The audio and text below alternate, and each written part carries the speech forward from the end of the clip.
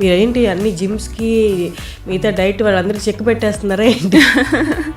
అలా ఏం లేదండి, ఒక్కొక్కరిది ఒక్కొక్క టైప్ ఉంటుంది.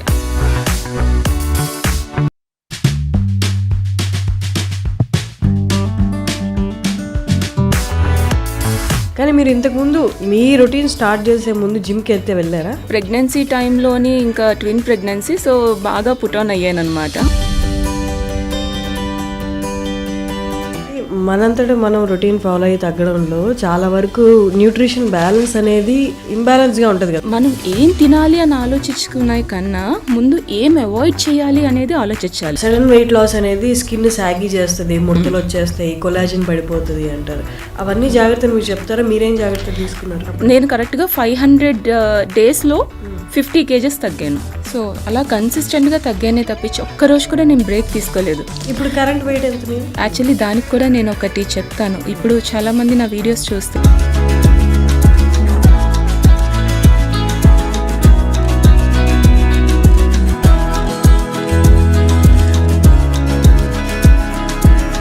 అనేది మంచిది.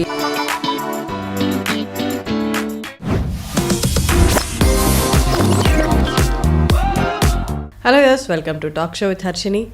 ఈ పాడ్కాస్ట్ సిరీస్లో నా ఫస్ట్ గెస్ట్ని ఇంట్రడ్యూస్ చేసే ముందు మీరు ఒక్కసారి ఈ వీడియో గ్లిమ్స్ అండ్ ఫొటోస్ చూడండి. నా వెయిట్ తెలుసు కదా, 115 kgs నుంచి ప్రస్తుతం 72 kgsకి వచ్చాను. అలా 42 kgs వెయిట్ లాస్. సో 1 yearలో నేను పడ్డ స్ట్రగుల్ అంతా కూడా మీరు ఈ వీడియోలో చూడొచ్చు.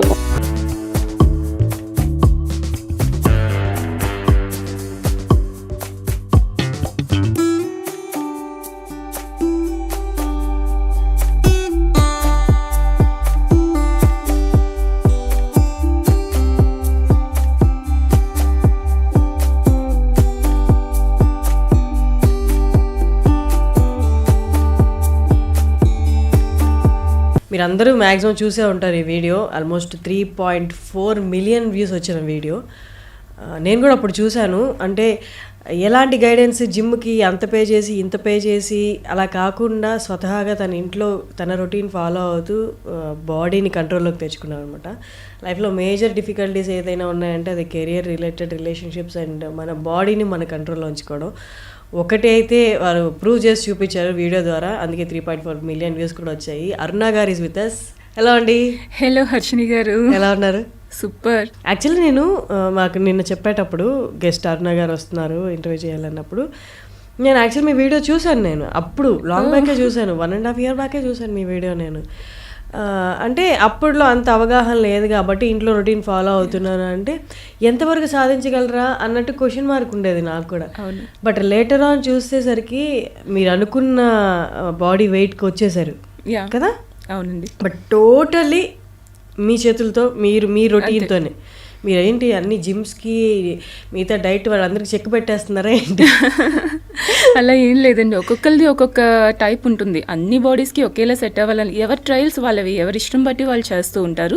నాకు పర్సనల్గా నా బాడీకి ఇదే సెట్ అవుతుంది అనిపించింది. నాకు జిమ్కి వెళ్ళి చేసేంత టైం కానీ ఇది కిడ్స్తో కానీ అలా అనిపించలేదు. ఎందుకో నాకు ఓన్గా చేసుకుంటేనే బెటర్ ఏమో అన్న ఫీలింగ్ వచ్చింది. సో దట్టు కోవిడ్ టైంలో అన్నీ క్లోజ్ కూడా కదా. సో మైండ్ థాట్ అక్కడికి వెళ్ళలేదు. సో ఇంట్లోనే మనం ఇన్ని చేసుకోగలిగినప్పుడు ఇంకా బయటకు వెళ్ళేది ఎందుకు అనేసి ఇంకా అదే కంటిన్యూ ఫాలో అవుతూ వచ్చాను. ఓకే. కానీ మీరు ఇంతకుముందు మీ రొటీన్ స్టార్ట్ చేసే ముందు జిమ్కి వెళ్తే వెళ్ళారా? లేదండి, ఎప్పుడు వెళ్ళలేదు.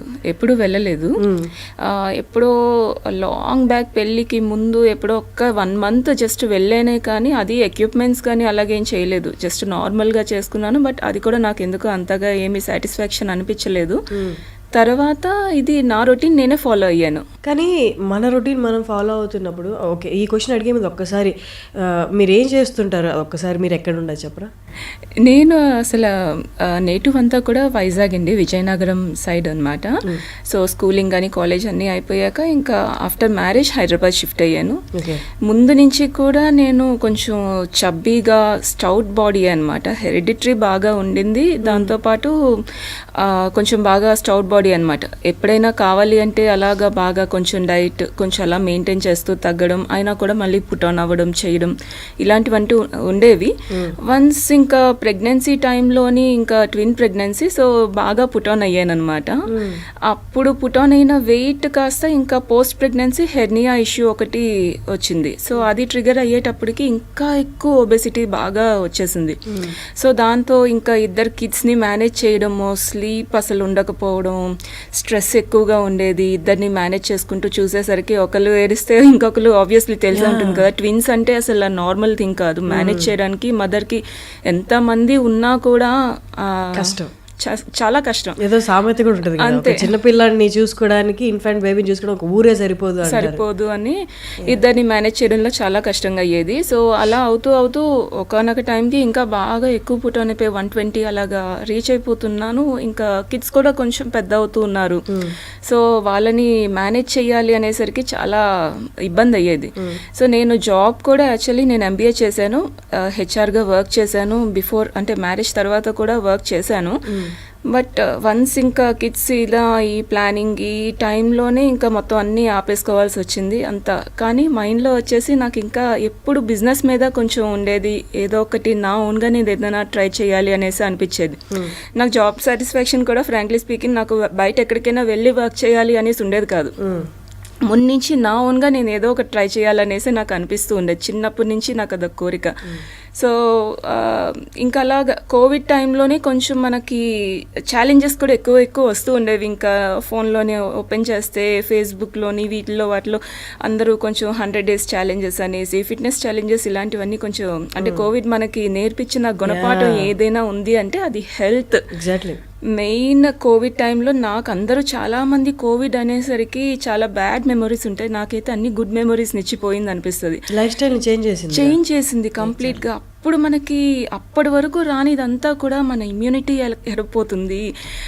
మొత్తం ఏదైనా సరే ఒక్క హెల్త్ ఇష్యూ కానీ ఏదైనా చిన్నది హాస్పిటలైజ్ వెళ్తే మనం తిరిగి వస్తామా లేదా అనే ఒక డౌట్ రైజ్ అయ్యి ఎన్ని క్వశ్చన్స్కి ఒకటే ఆన్సర్ ఏంటంటే ఫిట్నెస్. అది మన చేతుల్లోనే ఉంది. డైట్ కానీ ఎక్సర్సైజ్ కానీ ఏదైనా సరే బాడీకి అప్పటి వరకు ఎలాగా పోయింది అంటే ఒక ఫిజికల్ యాక్టివిటీ మన డేలో ఒక రొటీన్, మనం స్నానం ఎలా చేస్తామో, బ్రష్ ఎలా చేస్తామో, బాడీకి ఫిట్నెస్ కూడా అంటే ఫిజికల్ యాక్టివిటీ కూడా అంతే ఇంపార్టెంట్ అనే విషయం నాకు అప్పుడు కొంచెం అర్థమైంది. అప్పటి వరకు ఏంటంటే ఏదో డైట్ చేస్తే సరిపోతుందేమో, ఫుడ్ తగ్గించుకుంటే అయిపోతుందేమో, ఇలాంటివి బేసిక్గా ఉంటూ ఉండేది. కానీ ఎప్పుడైతే నాకు కొంచెం పిల్లలు బాగాని కొంచెం పెద్ద అవుతూ వాళ్ళు కూడా మళ్ళీ ఏంటి పరిగెట్టడం చేయడం ఇవన్నీ ఎక్కువైపోయే టైంకి సో ఏమనిపించిందంటే వాళ్ళతో నేను పరిగెట్టాలి కదా, వాళ్ళని ఆడిచ్చాలి కదా, వాళ్ళని రేస్ చేయాలి. ఇప్పుడే ఇంత డౌన్ అయిపోతూ ఉంటే ఇంకా ఫ్యూచర్లో ఇంకెలా ఉంటుంది అనే ఒక చిన్న ఇది నాకు వచ్చిందనమాట. సో ఆ థాట్ రావడం సడన్గా ఇంకా స్టార్ట్ చేశాను. కానీ అంటే మనంతటా మనం రొటీన్ ఫాలో అయ్యి తగ్గడంలో చాలా వరకు న్యూట్రిషన్ బ్యాలెన్స్ అనేది ఇంబ్యాలెన్స్గా ఉంటుంది కదా, మనకు కరెక్ట్గా ప్రాపర్గా తెలియదు కదా. బాడీ అయితే తగ్గిపోతున్నాం, బట్ న్యూట్రిషన్ ప్రోటీన్ ఇదంతా ఇంటేక్ సరిగ్గా లేకపోతే లేనిపోయిన వీక్నెస్లు వస్తాయి కదా. అది మీరు ఫేస్ చేశారా, దాన్ని ఎలా రెక్టిఫై చేసుకున్నారు? లేదండి, అంటే నాకు అప్పుడు బేసిక్గా స్టార్టింగ్లో నేను స్టార్ట్ చేసాక ప్రోటీన్ అనేది కూడా ఇంత మినిమం తీసుకోవాలి, బాడీకి ఇంత ఇంపార్టెంట్ అనేది నాకు అసలు ఐడియా లేదు, నిల్ ఐడియా. నేను స్టార్ట్ చేయడం ఎలా చేశానంటే బేసిక్గా పోర్షన్ కంట్రోల్ ఒక్కటే చూసుకోవాలనుకున్నాను. అండ్ మన బయట కంట్రీస్లో ఏమో కానీ మన ఇండియాలో అయితే నిజంగా మన Indian diet is the best diet చెప్పాలి అంటే. వరల్డ్ అంతట్లోకి మన ఇండియన్ డైట్, మన పెద్దవాళ్ళు ఫాలో అయిన డైట్ చాలా ది బెస్ట్ డైట్. కానీ ఉప్పు అవన్నీ ఎక్కువ ఉంటాయి కదా మన దాంట్లో, చక్కెర వాడతాం మనం. అది మనం చేసుకుంటూ వచ్చేమండి, అలా పెంచుకుంటూ వచ్చేమే కానీ ఒకప్పుడు అలా కాదు కదా. ఒకప్పుడు ఓన్లీ రాక్ సాల్ట్ ఉండేది, అవునవును, కల్లుప్పు ఉండేది. ఇప్పుడు అందరూ అదే తెచ్చుకుంటున్నాం, అదే రేటు పెట్టి అదే తెచ్చుకుంటున్నాం ఎక్కువ పెట్టి. సో ఒకప్పుడు మనం వైట్ రైస్ వాడేవాళ్ళమా మన పెద్దవాళ్ళు, దంపుడు బియ్యం. ఇప్పుడు అదే బ్రౌన్ రైస్ అనేసి, బ్లాక్ రైస్ అనేసి, ఆ రైస్ ఈ రైస్ అని బోల్డ్ అంత డబ్బులు పెట్టి కొనుక్కోవాల్సి వస్తుంది. ఒకప్పుడు ఫుడ్ అంతా మంచిది, దాన్ని మనం మోడర్నైజ్ చేసుకొని మనకు నచ్చిన విధంగా మార్చేసుకొని ఇదే మన ట్రెడిషనల్ ఫుడ్ అనేసి అనడం స్టార్ట్ అయ్యింది. కానీ బేసిక్గా మన పెద్దవాళ్ళందరూ తినేవి చాలా బెస్ట్ ఫుడ్. ఒకప్పుడు అందరూ ఎవరైనా రిఫైన్డ్ ఆయిల్ వాడిని చూసారా? మన అమ్మమ్మల కాలంలో కానీ నానమ్మల కాలంలో కానీ వాళ్ళకి గానుగ నూనెలు అంటే వుడ్ ప్రెస్డ్ ఆయిల్స్ ఉంటాయి కదా, సో అవి వాడేవారు. Cold pressed and would pressed మొత్తం గిడ్నీలు అవి తిప్పి అవన్నీ చేసి నువ్వుల నూనె, ఆవు నూనె, రిఫైన్డ్ ఆయిల్ కి గానుగ నూనెకి తేడా ఏంటి? రిఫైన్డ్ ఆయిల్స్ బాగా హీట్ చేసి చేసి చేసి దాన్ని రిఫైన్ చేసింది అనమాట. సో దాంట్లో మనకు అందులో వేడి చేసి తీసేవి. సో దానివల్ల మనకి వైటమిన్స్ కానీ ఇవేవి ఉండవు, జీరో ఉంటాయి. అదే కోల్డ్ ప్రెస్డ్ ఏంటి అంటే వుడ్ ప్రెస్డ్ కానీ కోల్డ్ ప్రెస్ కానీ ఇప్పుడు నలిపి తీస్తారు. సో అది దానిలో డిఫరెన్స్ ఉంటుంది. సో మనం హీట్ చెయ్యరు అది. సో ఇలా తీసుకొని వాళ్ళు 100 ఏళ్ళు బతికిన వాళ్ళు ఉన్నారు. ఇప్పటికీ మా అమ్మమ్మ లైఫ్ వచ్చేసి కరెక్ట్గా మొన్న ఆమె చనిపోయినప్పటికీ కరెక్ట్గా 105 ఇయర్స్ ఎంతో తను అలా బతికారు. అండ్ మా అమ్మ టైంకి వచ్చేసరికి తనకి ఇప్పుడు ఆల్మోస్ట్ 55కే హెల్త్ ఇష్యూస్ ఫేస్ చేస్తున్నారు. అండ్ నా టైంకి వచ్చేసరికి నేను 30లోనే స్టార్ట్ అయిపోయింది. సో ఆ స్పాన్ కాస్త అలాగా పడిపోతూ వస్తుంది. ఇంకా నాకు ఒకటే భయం ఏంటి అంటే మనమే ఇలా ఉంటే మన పిల్లలు ఎలా ఉంటుంది అని. ఇప్పుడు మీరు చూస్తున్నట్టయితే ప్రతి ఒక్క పుట్టిన పిల్లలు కూడా షుగర్ ఇవన్నీ ఫేస్ చేస్తున్నారు, డయాబెటిక్ కానీ ఇవన్నీ ఏంటంటే లైఫ్ స్టైల్లో మనం చేసుకున్న చేంజెస్ అవి. సో నేను ఫస్ట్ డిసైడ్ అయ్యింది ఏంటంటే డైట్ స్టార్ట్ చేయాలి అనుకున్న వెంటనే డిసైడ్ అయ్యింది ఏంటి అంటే మనం ఏం తినాలి అని ఆలోచించుకునే కన్నా ముందు ఏం అవాయిడ్ చేయాలి అనేది ఆలోచించాలి. సో నేను ఫస్ట్ ఒక 5 థింగ్స్ అయితే కంప్లీట్గా నా లైఫ్లోని మొత్తం అది ఎప్పటికీ అవాయిడ్ చేయాలని ఫిక్స్ అయిపోయాను. ఈ రోజు ఆ రోజు అని కాదు, ఎప్పటికీ అవాయిడ్ చేసేసుకోవాలని. ఫస్ట్ థింగ్ వచ్చేసి షుగర్.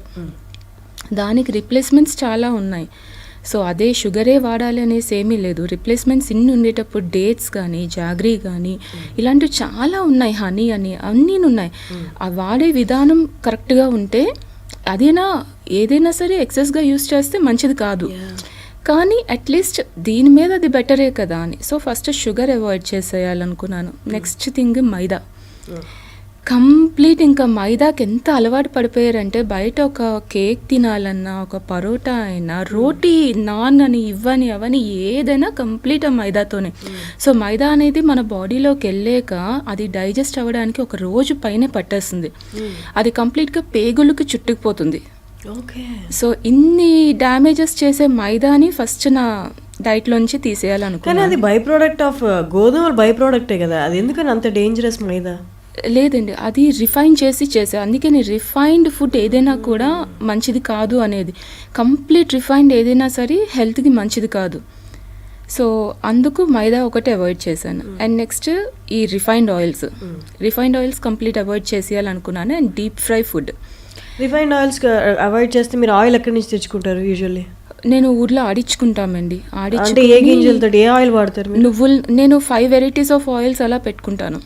సో ఒకదానికి ఒకటి అని వాడను. సో 5 వెరైటీస్ నా కిచెన్ లో ఉంటాయి. నువ్వుల నూనె కానీ లేకపోతే టేస్ట్ ని బట్టి. ఇప్పుడు పులిహోర లాంటిది ఏదైనా చేసుకుందాం అనుకోండి, ఆవ నూనె యూస్ చేస్తాం, దాన్ని టేస్ట్ ఎన్హాన్స్ అవుతుంది. అలాగే దోశ వేసుకున్నాము లేకపోతే కర్రీ చేసుకున్నాం అంటే నువ్వుల నూనెతో కర్రీ. అండ్ దోశ లాంటిది వేసుకున్నాం అంటే ఆలివ్ ఆయిల్ వాడతాను. అండ్ ఇంకా ఏదైనా స్వీట్ ఐటమ్ కానీ లేకపోతే ఇంకేదైనా లడ్డూస్ చుట్టుకోవడము హెల్దీగా ఇలాంటివి ఏమైనా చేస్తుంటే గీ వాడతాను. సో ఇలా డిఫరెంట్ ఆయిల్స్ అన్నీ కూడా పెట్టుకుంటాను. సో ఒక్కొక్క దానికి ఒక్కొక్క టేస్ట్ బాగుంటుంది కదా, సో ఆ ఆయిల్ తగ్గట్టుగా అది యూస్ చేస్తాను. మామూలు డైలీ కర్రీస్కి వేపుడికి వాటికి నువ్వుల నూనె అంతే. డీప్ ఫ్రై అయితే అసలు లేదు, ఇంట్లో కంప్లీట్ జీరో. నార్మల్ నూనె గానుగ నూనె ఏదైనా డీప్ ఫ్రై తీసుకోను.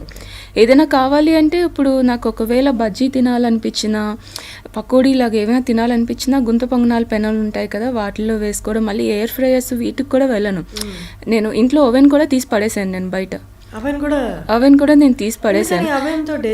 ఎలక్ట్రిక్ హీట్ అనేది కూడా బాడీకి మంచిది కాదు. నేను దాని మీద చాలా స్టడీస్ అన్నీ చూశాను. సో అది కూడా మనకి తెలియదు, కానీ దానివల్ల కాఫ్ కానీ ఇవన్నీ లోపల చాలా డ్యామేజెస్ ఉంటాయని నేను చూశాను. సో అప్పటి నుంచి ఫస్ట్ ఓవెన్ అయితే నేను తీసి పడేశాను. అది అండ్ నెక్స్ట్ ఇంక ఏదైనా సరే చేసుకోవాలి అనుకుంటే బజ్జీలు కానీ ఇలాంటివి ఏవైనా సరే ప్యాన్ మీదే నీట్గా అన్ని దానికి కోట్ చేసేసి నీట్గా ఆయిల్ ఫ్రీ ఏదైనా అలా చేసుకోవడం, ఇలాంటివన్నీ ట్రై చేస్తున్నాను. ఆ టేస్ట్ ఎక్కడ డ్యామేజ్ అవ్వదు, ప్లస్ డీప్ ఫ్రై కూడా అవసరం లేకుండా అని. సో అన్నీ తింటాను, కాకపోతే ఇలా డీప్ ఫ్రై కానీ ఇలాంటివన్నీ అవాయిడ్ చేసుకుంటే. Next junk and bakery foods ఒకటి, సో ఇవి కూడా కంప్లీట్గా అవాయిడ్ చేయాలనేసి అనుకున్నాను. సో వాటిల్లో కూడా మనం అనుకుంటామే కానీ ఒక్క బిస్కెటే కదా అనేసి అనుకుంటారు, ఒక మెరీయే కదా, ఒక్క డైజెస్టివే కదా, దాంట్లో వాళ్ళు యూస్ చేసే షుగర్స్ కానీ అన్నీ చాలా ఉంటాయి. సో అంత మంచిది అనేసి కూడా కాదు. సో ఎప్పుడైనా బయటికి వెళ్ళినా తినాలి అనిపిస్తే గనక ఏమైనా సలాడ్స్ కానీ లేకపోతే గ్రిల్డ్ ఐటమ్స్ కానీ ఇప్పుడు ఇలాంటివి ఫైబర్ రిచ్ బిస్కెట్స్ అని అవన్నీ వస్తాయి కదా, దీంట్లో మొత్తం ఫైబర్ ఉంది అని, అవి కూడా ప్రాసెస్డ్ ఫుడ్డే కదండి ఏదైనా. అందులోని ఇప్పుడు ఏదో ఒకటి, ఇప్పుడు మనం ఇంట్లోనే ఒకటి ఏదైనా, ఇప్పుడు చాలా మంది అంటారు కొన్ని మైనీస్ అనుకోండి, ఇప్పుడు మనకి బాగా అదేంటి నాన్ ఎగ్ వెజ్ శాండ్విచెస్ అనేసి అన్నిటిలో కూడా మొత్తం మైనీసే యూస్ చేస్తూ ఉంటారు. సో వాటిల్లోని ఇప్పుడు మైనీస్ మనమే ఇంట్లో చేసి పెట్టుకున్నాం అనుకోండి, మనం చేసుకున్నది ఎన్ని రోజులు స్టోర్ చేస్తాం, ఫ్రిడ్జ్లోనే ఉంచాము, ఎన్ని రోజులు చేయగలం, మ్యాక్సిమం ఒక 1 వీక్ ఉంటుంది, తర్వాత అయితే పాడవుతుంది. అలాంటిది వాళ్ళు బయట దొరికేవి అన్నన్ని రోజులు ఎలా ఇస్తున్నారు వాళ్ళు? సో అందులో ఏదో ఒకటి యూస్ చేయకుండా అయితే ఉండరు కదా. సో అది ఎక్కువ రోజులు ఉండడానికి వాళ్ళు అందులో కలిపే కెమికల్స్ కానీ ఏవైనా అదంతా కూడా హానికారకమే కదా. సో ఇలాంటివన్నీ ఆలోచిస్తాను నేను. సో అక్కడ అవేవి తీసుకోకూడదు అనేసి అయితే ఒకటి డిసైడ్ అయ్యాను. సో మీరు నూనె ఆడిస్తా అని చెప్పారు కదా, మీరు నువ్వులు కొని ఆడించుకుంటారా? నువ్వులు కొని ఆడిచ్చినవి, లేదంటే నేను యాక్చువల్లీ నాకు తెలిసిన వాళ్ళు ఊరు వెళ్ళినప్పుడు నేను అవన్నీ కొంచెం చూసుకొని చేశాను భీమవరం సైడ్. సో వాళ్ళు కొంతమంది ఏంటంటే బాగా వాళ్ళంతటి వాళ్ళే ట్రస్ట్, మనం వెళ్ళి మ్యానుఫ్యాక్చరింగ్ సెక్టర్ యూనిట్ అంతా చెక్ చేసుకొని చూసి నేను వాళ్ళు బెస్ట్గానే అన్ని ప్రోడక్ట్స్ మంచిగా తెచ్చి యూస్ చేస్తున్నారు అనేవి వాళ్ళ దగ్గర చూసి ఆర్డర్ పెట్టుకొని ఎప్పుడు అలా చేస్తూ ఉంటాను అనమాట తెచ్చుకొని. సో బేసిక్గా ఏదైనా సరే హెల్దీ వేలో వెళ్తే గనక మనకి ఆ విధానమే యాక్చువల్లీ నచ్చేస్తుంది, బాడీకి కూడా అలవాటు చేసుకోవాలి. ఏదైనా సరే అలవాటు చేసుకుంటే మనకి ఇష్టపడి చేసుకోవాలి అది కూడా. టైం కానీ ఇప్పుడున్న బిజీ లైఫ్లో అవి కష్టమేమో, ఎవరైనా ట్రస్ట్ వర్ది ఉంటే వాళ్ళకి డబ్బులు ఇచ్చి తీసుకోవడం బెస్ట్ ఏమో. అలా ఏమైనా సైట్స్ ఉన్నాయా ఇప్పుడు సాఫ్ట్వేర్ వాళ్ళు కానీ, అంటే పొద్దున్న లేచి పరిగెట్టే వాళ్ళకి ట్రస్ట్ వర్ది సైట్స్ ఏదైనా ఉన్నాయా ఆయిల్ కొనుక్కోవడానికి? సైట్స్ అంటే ఏదైనా షాప్ మీకు తెలిసింది? షాప్ అంటే నాకు తెలిసినవి ఉన్నాయిలేండి కొన్ని. సో నేను ఎక్కువగా భీమవరం సైడ్ నుంచే తెప్పించుకుంటుంటాను, నేను వెళ్ళి చూశాను కాబట్టి అది ట్రస్ట్ చేస్తాను. సో వాళ్ళ నుంచే నేను ఎప్పుడు తెచ్చుకుంటుంటాను. అండ్ నన్ను చూసిన ఫ్రెండ్స్ రమ్య ఫుడ్స్ అనేసి వాళ్ళు సప్లై చేస్తుంటారు అనమాట భీమవరం. సో పాలకొల్లులో ఉంటుంది వాళ్ళ మ్యానుఫ్యాక్చరింగ్ యూనిట్ అవిని. సో వాళ్ళు సప్లై చేస్తారు. అండ్ వాళ్ళకి కాస్త నేను కింద డిస్క్రిప్షన్లో ఇవ్వచ్చు వాళ్ళ నెంబర్ కానీ అన్నీ ఇస్తాను. సో వాళ్ళ నుంచి నేను ఎప్పుడు తీసుకుంటుంటాను. సో అవి ఆయిల్స్ కానీ ఇలాంటివన్నీ కూడా బేసిక్గా అక్కడి నుంచే తెప్పించుకుంటాను. అండ్ ఇంకా ఏం చేసుకోవాలన్నా ఇంకా నేను ఇంట్లో తప్పించి ఇంకా బయట నుంచి వెళ్ళి చేసుకునేది ఏది ఏమి ఉండదు. ఇప్పుడు సన్ఫ్లవర్ ఆయిల్కి అలవాటు పడిపోయిన వాళ్ళు ఉంటారు ఇంట్లో ఫుడ్ ప్రిపరేషన్కి.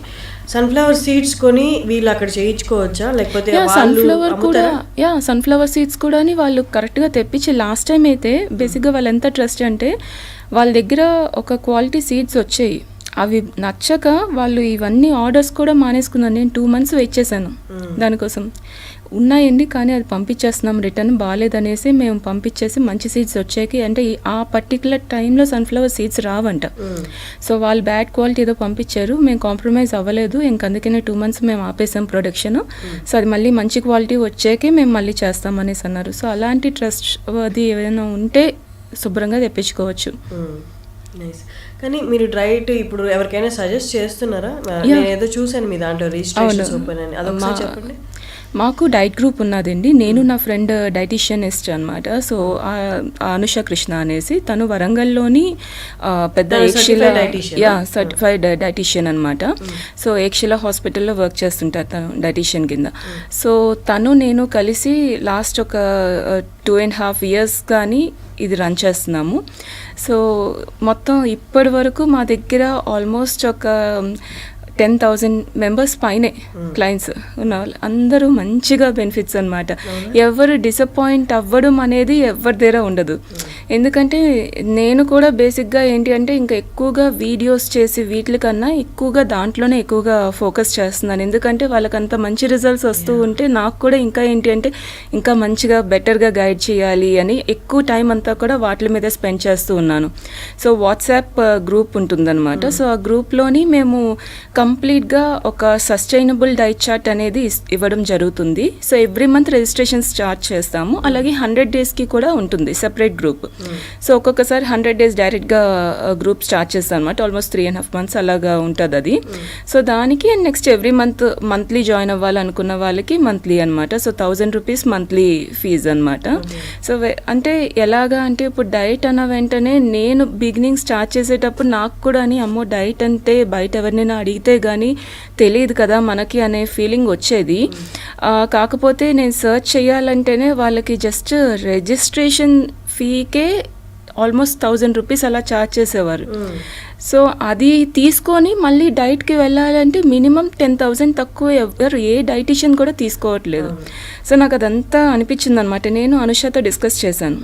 సో చాలామంది నన్ను అంటే నేను ఫస్ట్ నా అంతటి నేను చేసుకుంటూ వీడియోస్ అవి చేయడము దాంట్లో ఎక్స్ప్లెయిన్ చేయడం అన్నీ చేస్తుంటే ఇంకా చాలామంది అక్క అలా కాదు మీరు ఏదైనా సరే ఇలా స్టార్ట్ చేయండి మమ్మల్ని గైడ్ చేయండి అనేసి అంటూ ఉంటే నేను ఫ్రీగా గైడ్ చేస్తూ ఉండేదాన్ని అందరినీ.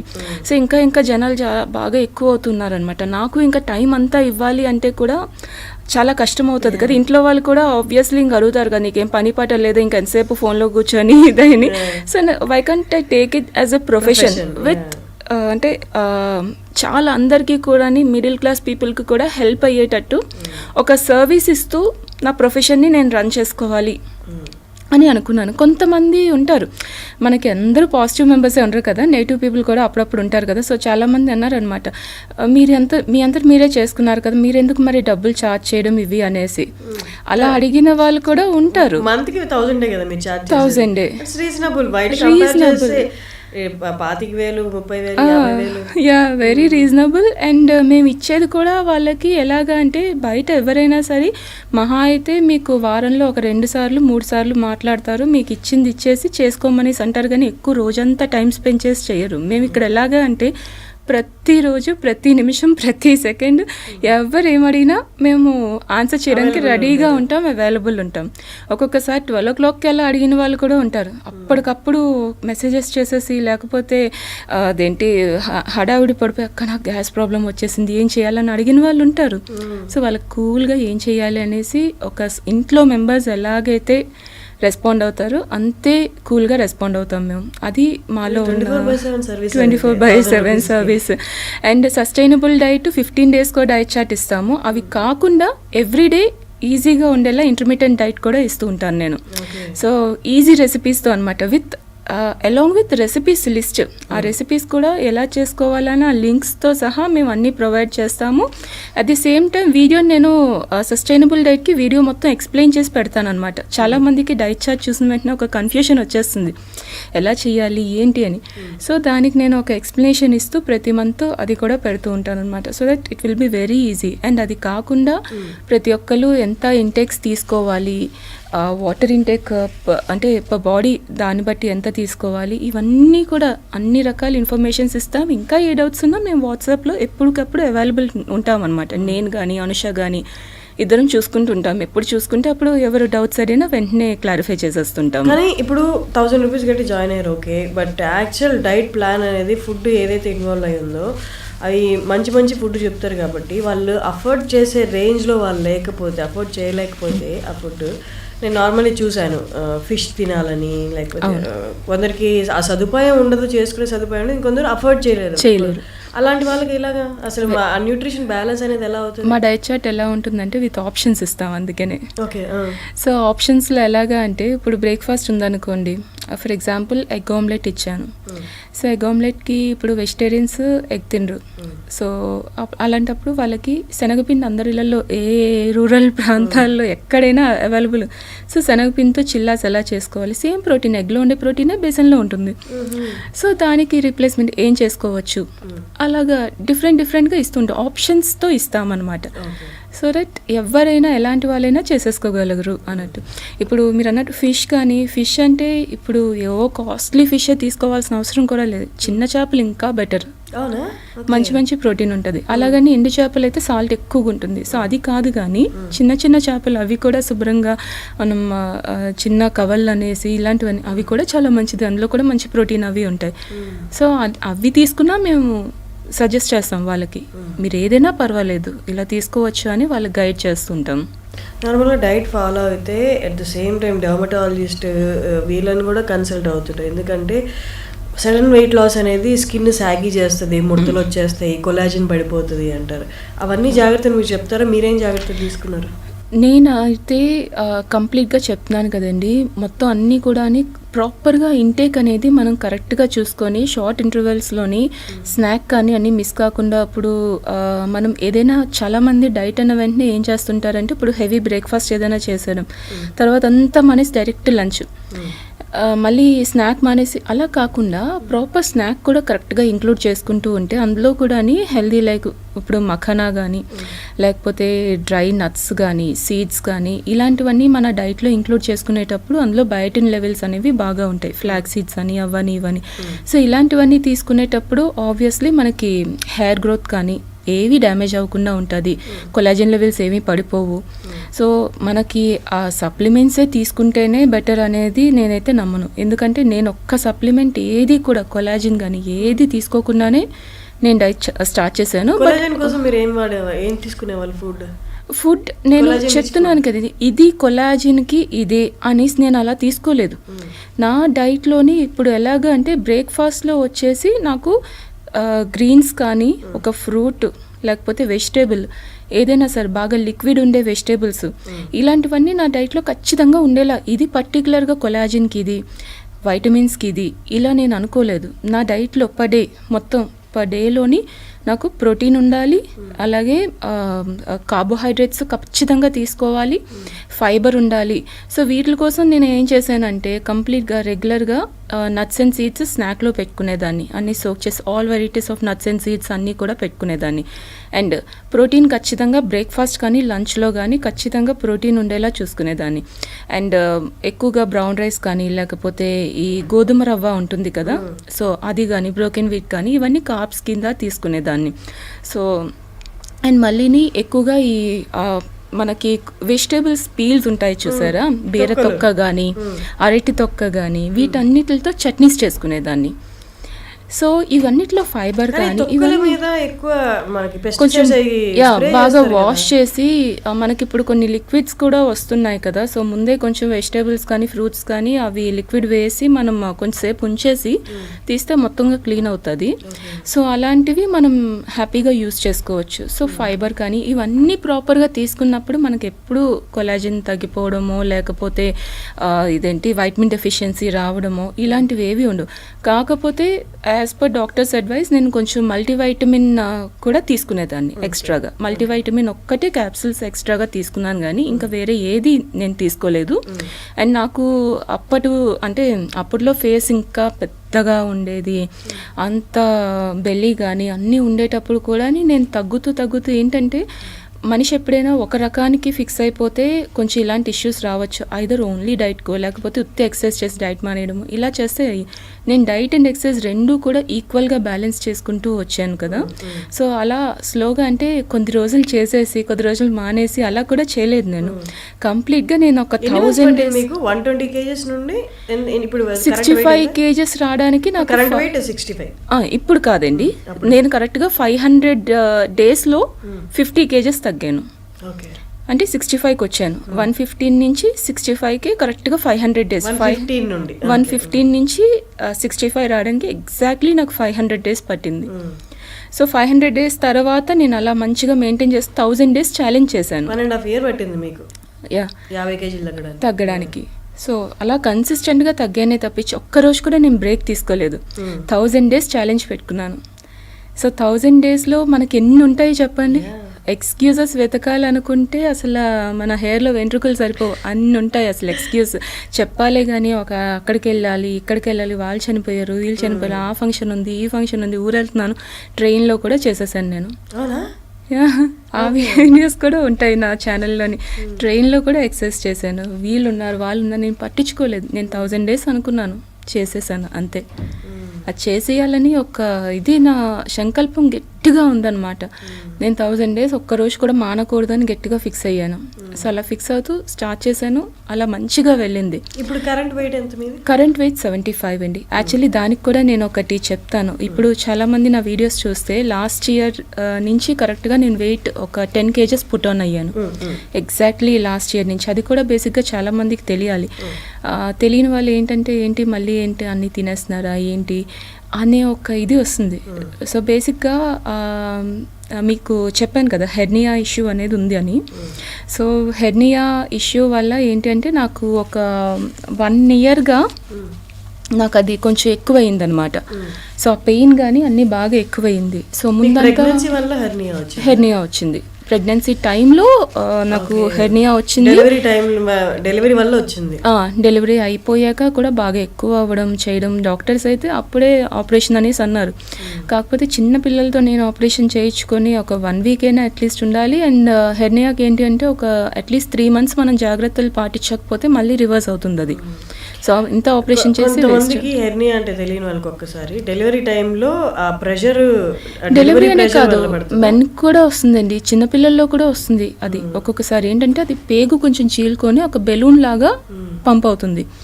సో అది ఒక్కొక్కరికి ఏంటంటే హెవీ వెయిట్ అది చేసినప్పుడు హెవీ వెయిట్ లిఫ్ట్ చేసిన వాళ్ళు జెంట్స్లో కూడా హెర్నియా అనేది వస్తుంది. జిమ్కి వెళ్ళే వాళ్ళకి ఎక్కువ కనిపిస్తుంది కదా, కొంతమందికి వస్తుందండి. సో అది రీజన్స్ చాలా ఉంటాయి అది రావడానికి. మోస్ట్లీ ఉమెన్కి అయితే ప్రెగ్నెన్సీ టైంలో ఎక్కువగా వచ్చే ఛాన్సెస్ ఉంటుంది. ప్రెషర్ దానికే కాదండి, ప్రెగ్నెన్సీ టైంలో కూడా బేబీ కిక్ వల్ల కానీ ఇలాగా అది పేగు రప్చర్ అవ్వడం వల్ల దేనివల్ల అది హెర్నియా అయితే ఎక్కువ మోస్ట్లీ ఉమెన్లో అయితే ప్రెగ్నెన్సీ టైంలో వస్తుంది. సో నాకు అదే ట్విన్ ప్రెగ్నెన్సీ వల్ల ఇంకా కొంచెం బాగా అయ్యిందనమాట. సో అది అయిపోయాక అడ్వైస్ చేశారు, వెంటనే ఆపరేషన్ చేసుకోమని చేశారు. బట్ నాకేంటంటే ఇంకా పిల్లల్ని చెప్పారనమాట 3 months నువ్వు కరెక్ట్గా రెస్ట్ తీసుకోకపోతే మాకు మళ్ళీ అది ఏం చేయలేము, ఆపరేషన్ చేసినా మెష్ వేస్తారు. సో ఆ బెలూన్ లాగా అది పంప్ అవ్వకుండా. సో ఆ మెష్ కూడా నీకు ఉండదు, వచ్చేస్తుంది. సో ఆ జాగ్రత్తలు తీసుకుంటేనే చేయించుకోవడానికి రెడీ అవ్వమని. సో నాకు అప్పుడు భయం స్టార్ట్ అయ్యిందనమాట. మళ్ళీ రివర్స్ అయితే మళ్ళీ ఆపరేషనా ఏంటి అనేసి అది అర్థం కాలేదు. సో అప్పుడు ఏమనుకున్నాను, ఎక్సర్సైజ్ స్టార్ట్ చేశాక డాక్టర్స్ అయితే ఫస్ట్ నేను ఎక్సర్సైజ్ స్టార్ట్ చేశాక ఇలాగ చేస్తున్నాను అనేసి అన్నప్పుడు తిట్టారు అనమాట. అది చూసి నా గైనికే తిట్టారు, ఎందుకు ఇలా చేస్తున్నా, యాప్స్ అవి చేయకూడదు నువ్వు హెర్నియాతో ఇది అది అని. ఓకే అనేసాను. మళ్ళీ నేనే చేసుకుంటూ వచ్చాను. అబ్డామిన్ బెల్ట్ ఒకటి వేసుకునేదాన్ని ఖచ్చితంగా. నేను ఒక 1000 days వరకు అబ్డామిన్ బెల్ట్ మానలేదు. కంప్లీట్ నా బెల్లి అంతా తగ్గే వరకు అబ్డామిన్ బెల్ట్ వేసుకొని చేస్తూ ఉండేదాన్ని. సో అలా చేసుకుంటూ మొత్తం బెల్లి ఫ్యాట్ అంతా కూడా బాగా తగ్గింది. అండ్ లాస్ట్ ఇయర్ కరెక్ట్గాని నాకు పెయిన్స్ మళ్ళీ బాగా ఎక్కువ వచ్చాయి. అప్పటి వరకు నాకు పెయిన్ కానీ ఏమీ లేదు హెర్నియా వల్ల. స్టార్టింగ్లో ఉండేదన్నమాట. ఎక్సర్సైజ్ స్టార్ట్ చేశాక కొన్నాళ్ళు ఒక 6 months అలా కొంచెం పెయిన్స్ అవి వస్తూ ఉండేవి. అండ్ లాస్ట్ ఇయర్ మళ్ళీ స్టార్ట్ అయింది ఆ పెయిన్స్ కానీ అన్ని. తర్వాత పోయింది. తర్వాత స్టార్ట్ అయితే నేను ఒక 4 months బ్యాక్ అనుకుంటాను మళ్ళీ హాస్పిటల్కి వెళ్ళి చెక్ చేయించుకున్నాను. బాగా సివియర్ పెయిన్స్ వస్తున్నాయి, అక్కడ క్రాంప్స్ బాగా ఎక్కువ అవుతున్నాయి అనేసి. అండ్ బెల్లీ కూడా కొంచెం బాగాని ఉబ్బినట్టు బ్లోటింగ్ కానీ అవన్నీ స్టార్ట్ అయ్యాయి. లాస్ట్ ఇయర్గా అది కొంచెం సఫర్ అవుతున్నాను. మళ్ళీ బెల్లీ అది కొంచెం పెరగడం చేయడం ఇదన్నీ అవుతున్నాయి అనేసి ఒక 4 months బ్యాక్ మళ్ళీ నేను చెక్ చేయించుకున్నప్పుడు ఏంటంటే అన్ని స్కాన్స్ చేశారు. ఫస్ట్ డాక్టర్ చెక్ చేసి చెప్పారు హెర్నియా లేనట్టుంది అనేసి. సో స్కాన్ చేయించుకొని అన్నీ చేసేసరికి ఏంటంటే అసలు హెర్నియా అనేది కంప్లీట్ అసలు నిల్ అయిపోయింది. అదే మిరాకిల్ అనాలో అసలు ఆపరేషనే చేసుకోవాలి, ఇంకా దానికి మించి ఇంకా వేరే ఏం లేదన్న వాళ్ళు చూసి డాక్టర్ యాక్చువల్లీ షాక్ అయ్యారనమాట. ఏంటమ్మా ఏం చేసావు నువ్వు, అసలు హెర్నియా లేదు, అసలు ఎంత చిన్న ఎంఎం కూడా లేదు అనేసి. సో అదే ఒకటి. సో అప్పుడే అడిగాను అనమాట, ఏంటి కొంచెం బెల్లీ ఫ్యాట్ కొంచెం ఇంక్రీజ్ అవుతుంది కొద్దిగా బాగాని, ఇంత డైట్లో నేను కంటిన్యూస్ ఇంకా 365 days డైట్ మెయింటైన్ చేస్తాను, ఎక్సర్సైజ్ రెగ్యులర్గా చేస్తాను, లైవ్ వర్కౌట్స్ ఇవన్నీ కూడా ఉన్నాయి కదా, ఎందుకు ఇంక్రీజ్ అవుతుందంటే నీకు అదేమి కంగారు పడద్దు, కొంచెం టైం ఇవ్వాలి, దానంతా అదే తగ్గిపోయింది కదా. సో దాని నుంచి కూడా కొన్ని సైడ్ ఎఫెక్ట్స్ అనేవి ఆబ్వియస్లీ ఉంటాయి, కొంచెం గ్యాస్ కానీ బ్లోటింగ్ కానీ అవి వాటి నుంచి ఫామ్ అవుతుంది. సో ఇది ఒక 6 months ఆ టైం వరకు కొంచెం ఇలాంటి ఇష్యూస్ అయితే ఫేస్ చేయాల్సి ఉంటుంది. సో లోవర్ బెల్లీనే మళ్ళీ నాకు అది బాగా ఇంక్రీజ్ అవుతుంది. సో దాంతోనే కొంచెం వెయిట్ కూడా గెయిన్ అనేది ఉంటుంది. సో ఈ టైంలో నువ్వు ఎక్కువ స్ట్రెస్ తీసేసుకొని ఇంకొంచెం డైట్ చేసో లేకపోతే ఇది తగ్గించుకోవాలని ఇంకొంచెం ఎక్సర్సైజ్ డబల్ చేసేసి ఇలాంటివి మటుకు చెయ్యొద్దు, దానంతది కొంచెం టైం ఇస్తే అది మళ్ళీ సెట్ అయిపోతుంది అనేసి చెప్పారనమాట. సో ఇప్పుడు ప్రజెంట్ నేను ఫేస్ చేసేది కూడా అంటే మోస్ట్లీ నాకు ఏంటంటే చెప్తున్నాను కదా, వర్క్ లోడ్ కూడా చాలా ఎక్కువైపోయి క్లయింట్స్ కానీ మేనేజ్మెంట్ ఇవన్నీ కూడా ఎక్కువైపోయి నాకు పిల్లల్ని చూసుకోవడము ఈ స్ట్రెస్ లెవెల్స్ అన్నీ అయిపోయి నాకు hardly per day 4 hours 5 hours కన్నా నిద్ర అనేది ఉండదు.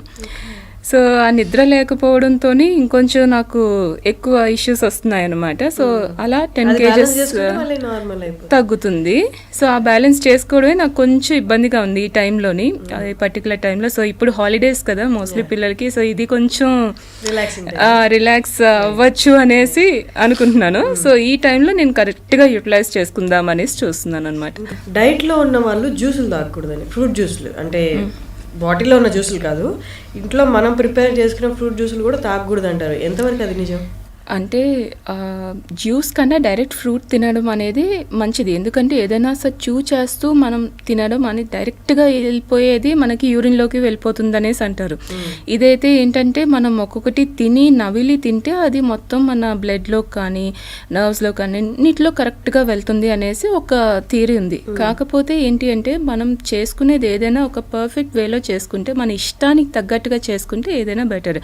ఇప్పుడు జ్యూస్ అని చెప్పి దాంట్లో హెవీగా షుగర్స్ అన్ని కూడా వేసేసి చేసుకుంటే అదంతా మంచిది కాదు. మీకు ప్యూర్గా చేసుకొని ఆ చేసుకునే విధానం కూడా ఉత్తిగా జ్యూస్ లాగా చేసేసుకోకుండా కొంచెం అందులో జింజర్ కానీ లెమన్, జింజర్, మింట్ ఇలాంటివన్నీ వేసుకొని నేను కూడా చేసుకుంటుంటాను. స్టార్టింగ్ నుంచి నేను బ్రేక్ఫాస్ట్ ఏదైనా ఒక 2 ఇడ్లీ కానీ ఏదైనా పెట్టుకున్నానంటే పక్కన ఐదర్ మజ్జిగ కానీ లేకపోతే ఏదైనా ఇలాంటి ఒక డీటాక్స్ టైప్ డ్రింక్ ఏదైనా సరే ఖచ్చితంగా పెట్టుకొని తీసుకునేదాన్ని. సో దట్ ఏంటి అంటే కొంచెం అందరికీ ఒకేలా సెట్ కాదు, అదే మీ బాడీని మీరు అర్థం చేసుకోండి అనేసి. మన బాడీకి ఇది కావాలి అనిపిస్తే మనం అది ఇవ్వాలి. చాలామంది ఏమంటారంటే వాటర్ తాగుతూ తినకూడదు అని అంటారు. నాకు పక్కన గ్లాస్తో వాటర్ లేకపోతే నేను అసలు ముద్ద దిగదు నాకు. సో మన బాడీని మనం అర్థం చేసుకుంటూ వెళ్తే ఏమీ కాదు. సో అది కాకుండా ఇప్పుడు చాలామంది మీరు ఆపేశారు అనుకోండి, పిల్లలు ఇప్పుడు తింటున్నారు, వాళ్ళకి సడన్గా దాహం వేసింది అనుకోండి, వస్తుంది కదా దాహం అనేది వస్తుంది కదా, లేదు నువ్వు తిన్నాక 1/2 hour తర్వాతే తాగాలి అదే రూల్ అనేసి మనం ఉంటే వాళ్ళు తినగలరా? వాళ్ళకి ముద్ద దిగదు, అలాగే ఉండిపోతుంది, అవ్వదు కదా. సో కొన్ని ఏంటంటే మన అలవాట్లకి మన అభిరుచులకి తగ్గట్టుగా కూడా మనం మార్చుకుంటూ వెళ్ళాలి. ఇప్పుడు డైట్ చేసే వాళ్ళందరినీ కూడా మా క్లయింట్స్ అందరికీ కూడా మీరు ఇలాగే చేయాలి, మీరు ఇంతే చేస్తేనే ఇలా తగ్గుతారు అనేసి నేను ఎప్పుడు చెప్పను. మీ ఇష్టాలు ఏంటి అనేసి ఫస్ట్ తెలుసుకుంటాను. నేను ఇచ్చే డైట్ మీకు నచ్చుతుందా లేదా అది ఫస్ట్ తెలుసుకుంటాను. లేకపోతే మీ ఇష్టాలు ఏంటి, కొంతమంది అంటుంటారు అనమాట, అక్క నేను ఇది చేయలేకపోతున్నా, ఇది తినలేకపోతున్నా, నన్ను నచ్చదు. సో మీ ఇష్టం ఏంటి దానికి తగ్గట్టుగా నేను చెప్తాను అనమాట, వాళ్ళు గైడ్ చేస్తాను. సో వాళ్ళు ఆ వేలో వెళ్తారు. ఒకటి ఏది కూడా మనం ఒకరి మీద రుద్దేయకూడదు. మన ఇష్టాలు మనకు వర్కౌట్ అయ్యిందనేసి ఇంకొకరికి అదే పనికొస్తుంది అని వాళ్ళ మీద రుద్దేసి మీరు ఇంతే తినాలి ఇంతే చేయాలి లిమిటేషన్స్ పెట్టేసరికి వాళ్ళు ఇంకొంచెం క్రేవింగ్ అని అన్నీ పెరిగిపోతుంటాయి. నైస్ గ్రేట్ టాకింగ్ టు అరుణ గారు. నాకు తెలిసి హోప్ఫుల్లీ ఇది చాలా మందికి యూజ్ అవుతుంది అనుకుంటున్నాను. ఇన్ఫర్మేషన్ చాలామంది స్ట్రగుల్ అయ్యే దీనికి బాడీని కంట్రోల్లో తెచ్చుకోవడం చాలా కష్టం అనుకుంటూ ఉంటారు. మేబీ మిమ్మల్ని ఇన్స్పిరేషన్గా తీసుకొని చాలామంది ఇప్పుడు ఆ డైట్ అంటే టీనేజ్ వాళ్ళు కూడా పాపం ఎంత ఇబ్బంది పడుతున్నారంటే వాళ్ళకి కూడా ఒక ఇన్స్పిరేషన్ అవుతుందని నేను అనుకుంటున్నాను. Thank you so much for coming అండి. థ్యాంక్ యూ హర్షిని గారు.